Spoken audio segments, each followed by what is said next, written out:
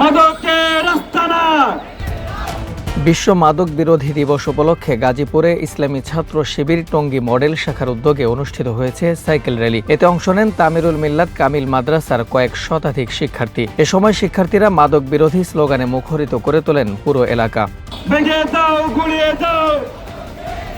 শুক্রবার ভোরে তামিরুল মিল্লাত কামিল মাদ্রাসার টঙ্গী ক্যাম্পাস থেকে শুরু হওয়া র্যালিটি বোর্ড বাজার এলাকার বিভিন্ন সড়ক প্রদক্ষিণ করে পুনরায় মাদ্রাসা ক্যাম্পাসে এসে শেষ হয়। এ সময় শিক্ষার্থীরা মাদক বিরোধী বিভিন্ন স্লোগান দেন।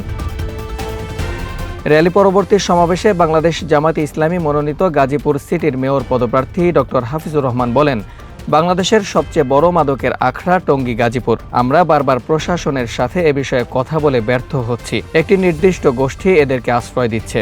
মাদকের সবচেয়ে বড় অভয়ারণ্য হচ্ছে আমাদের এই গাজীপুর, আমাদের এই টঙ্গী। আপনারা ইউটিউবে সার্চ দিয়ে দেখবেন যে টঙ্গী নিয়ে সার্চ দিলে সবচেয়ে বেশি আসে কোন, সবচেয়ে বেশি আসে মাদক নিয়ে কাউকে গ্রেপ্তার করা হয়েছে।